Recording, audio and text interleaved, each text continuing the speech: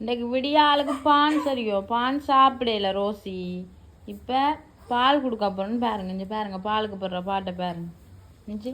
இங்கே பாருங்க என்ன ரோசி வேணுமா வேணுமா பால் ஆ வேணுமா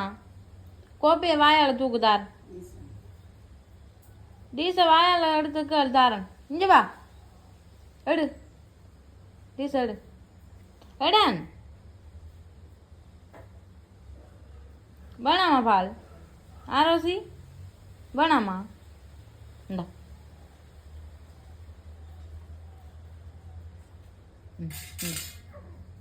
தட்டாம குடி இன்னும்